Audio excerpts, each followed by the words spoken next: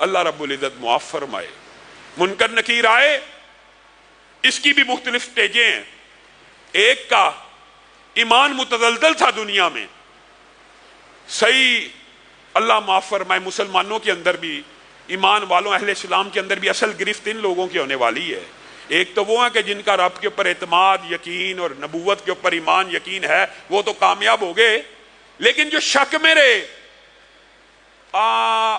ہے نماز پڑھنی چاہیے لیکن نہ پڑھنے سے بھی بندہ گزارا ہو جاتا ہے، یہ شک میں مبتلا لوگ اس قبر کے فتنے میں صحیح مبتلا ہوں گے، کیونکہ الفاظ حدیث کے اس بات کے اوپر دلالت کرتے ہیں۔ منکر نکیر جب پہلا سوال پوچھیں گے تمہارا رب کون؟ رب تو جو لوگ کہتے تھے ہم بھی وہی مانتے تھے، حدیث کے الفاظ ہیں، شک و شبے کے اندر پڑے ہوئے جواب دیں گے۔ جھوٹ بولتے ہو، اس ہستی کے بارے میں تمہارا کیا عقیدہ جو مبعوث کی گئی، جو بھیجی گئی تھی؟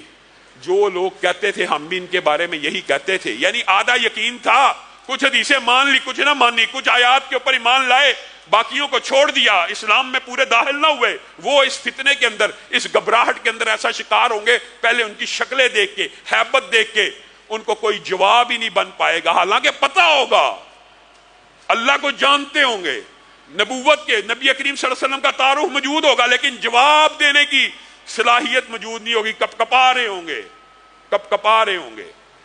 اور ان لوگوں کے لیے اصل میں وعیدیں ہیں، اور اللہ رب العزت ہمیں ان لوگوں میں شامل نہ کرے۔ اور دوسرے تو سیدھے کافر ہوں گے نا، جو منکر ہیں، جو سیدھے ہی جو کہے گئے تیرا رب کو ہمیں نہیں پتا، نبی کو ہمیں نہیں پتا، دین کیا ہمیں تو پتہ ہی نہیں تھا، یہ کیا باتیں ہیں، ان چیزوں کا تو ہمیں ادراک اور شعور ہی نہیں تھا، یہ کیا باتیں ہیں۔ تو پھر پہلا عذاب اللہ معاف فرمائے، پہلا ان کو ان کی جہنم کا ٹھکانہ دکھایا جائے گا کہ یہ تمہارے لیے ان کی تکلیف میں اضافہ کرنے کے لیے ہمیشہ کے لیے اس میں تم نے جلنا ہے، اور اگر تم نیک اعمال کرتے ہوتے تو تمہارا جنت میں یہ ٹھکانہ ہوتا ہے، ان کو بھی دکھا دیا جائے گا۔ دوسرا عذاب سب سے پہلے، جو آٹومیشن کا سسٹم پہلے آپ کے سامنے رکھا، سب سے پہلے ان کے اوپر وہی لاگو ہوگا۔ قبر ان کو آپس میں ایک سائیڈ کا حصہ دوسری سائیڈ کا، جو مومن کے لیے کشادہ ہوگی کم از کم 60 فٹ 105 فٹ حد نکاح تک، یہاں پہ کشادہ ہونے کی بجائے تنگ ہونا شروع ہو جائے گی۔ تنگ ہوتے ہوتے ہوتے ہوتے حدیث کے الفاظ ہیں، دونوں جہتیں آپس میں مل جائیں گی اور پورے کا پورا انسانی بدن ان چند ملی میٹر کے اندر پھیل جائے گا، پھر کشادہ کی جائے گی، پھر جسم تندرست ہو جائے گا۔ اور یہ ایک عذاب نہیں ہے، عذاب قبر کے اندر متعدد ہیں جو پیش آنے ہی آنے ہیں۔ یہی عذاب سن کے صحابہ زاروں کی طرح رو رہے ہیں۔ دوسرا عذاب، اچھا ایک اندھا اور بہرا حدیث کے الفاظ ہیں، فرشتہ ان کے اوپر مسلط کیا جائے گا جس کے ہاتھ میں ایک گرز ہوگا، اور وہ گرز حدیث کے الفاظ ہیں اگر کسی پہاڑ کے اوپر وہ مارے فرشتہ تو پہاڑ ریزہ ہو جائے، مٹی بن جائے، تراب کی شکل اختیار کر لے۔ اس کے ماتھے کے اوپر دونوں کانوں کے درمیان اس کو بٹھا کر اس کے ماتھے کے اوپر اس گرز کو جب لگایا جائے گا، اگر پہاڑ مٹی ہو جائے گا تو بندہ مٹی نہیں ہوگا۔ حدیث کے الفاظ ہیں کہ ریزہ ہو کے بکھر جائے گا، ہر عضو جھڑ جائے گا، جسم کے تار بکھر جائیں گے، پھر سیدھا کر دیا جائے گا، پھر مارا جائے گا، پھر سیدھا کر دیا جائے گا۔ یہ عذاب بھی قیامت تک ہوتا چلا جائے گا۔ قبر کے دبوچنے کا عذاب بھی قیامت تک ہوتا چلا جائے گا۔ کیا دو ہیں؟ نہیں۔ نبی کریم صلی اللہ علیہ وسلم نے ارشاد فرمایا پھر انہی عذابوں میں مزید عذاب ایڈ کیا جائے گا، اژدھوں کا اور بچھوؤں کا۔ آپ جو قبرستان میں اژدھے اور بچھو دیکھتے ہیں، شاید انہی کی مماثلت سے رسول اللہ صلی اللہ علیہ وسلم نے لوگوں کو سمجھانے کے لیے یہ بات بھی بیان کی کہ یہ قبرستانوں میں تمہیں جو نظر آتے ہیں یہ حقیقت میں بھی قبروں کے اندر موجود ہوں گے، لیکن ان کے جو عذاب اور زہر ہیں ان سے کیسے فرق ہوں گے؟ صحیح حدیث کے الفاظ ہیں ایک قبر کے اندر متعدد بچھو اور سانپ ہوں گے، متعدد، ایک نہیں۔ اور ایک بچھو بھی اگر ان میں سے انسان کو کاٹے گا قبر میں تو قیامت تک اس کی درد محسوس کرے گا، اور اگر ان اژدھوں اور بچھوؤں میں سے ایک بھی زمین کے اوپر آ جائے، ایک بھی، اور صرف کیا کرے، سانس لے لے، تو پوری زمین جو اتنی کلومیٹر طویل ہے اس پوری زمین کے اوپر سبزہ نہ ہو سکے گا. کیا یہ دیکھی جائے گی؟ قبر میں جائیں گے تو پتہ لگے گا عذاب قبر ہے یا نہیں ہے. قبر میں جائیں گے تو پھر نمٹ لیں گے. کیا ان عذابوں کے لیے تیار بیٹھے ہوئے ہیں؟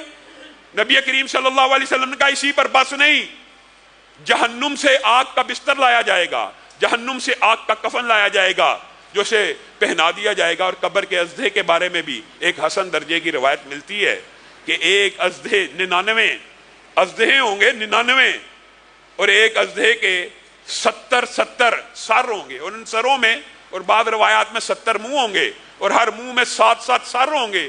یعنی اتنا خوفناک اور بھیانک اور عبرت انگیز منظر ہوگا. اور یہ انہی عذابوں کا شکار ہو رہا ہے. ایک نہایت بدی شکل کا بدصورت اور کریہ مخلوق کو دیکھے گا جو نہایت بدبودار ہوگی، دہشت زدہ ہو جائے گا، پہلے ہی عذابوں میں کا شکار ہے. تو کون ہے؟ میں تیرے ہی برے اعمال ہوں، میں تیرے ہی برے اعمال ہوں. اس وقت یہ بندہ جو آخری الفاظ قبر میں کہے گا ربی لا تقم الساعہ، ربی لا تقم الساعہ، اے اللہ جو عذاب اب یہاں پہ ہو رہے ہیں تو کل قیامت کو قائم نہ کری. وہ اتنا ڈر جائے گا کہ وہ قیامت کا ہی قائم ہونے سے اللہ سے دعائیں قبر کے اندر کرنا شروع کر دے گا کہ اللہ، جس طرح مومن کہے گا نا اللہ جلد از جلد قیامت لے آ، اب آسانی اور رسائشوں میں منتقل ہو جاؤں، یہ کہے گا اللہ کبھی قیامت نہ قائم کری. یا ویلنا من بعثنا من مرقدنا ھذا ما وعد الرحمن وصدق المرسلون. اللہ نے قرآن پاک میں ان کے یہ الفاظ بھی بیان کر دی ہیں. یہ عذاب بھگتتے جب قیامت قائم کرنے کا دن آ جائے گا تو کیا کہیں گے؟ من بعثنا من مرقدنا، ہائے کاش ہمیں کیسے اور کیوں کر قبروں سے اٹھا لیا گیا. یہی تو وہ باتیں ہیں کہ جو رسول ہم تک پہنچاتے رہے تھے، یہی تو وہ وعدہ ہے جو رحمان نے ہم سے کیا تھا. ہم کس مغالطے اور دھوکے میں پڑے رہے، ہم کس مغالطے اور دھوکے میں پڑے رہے. اور بندہ مومن کے لیے خوشخبریوں کی اتنی طویل داستان ہے، اور یہ موضوع طویل ہے.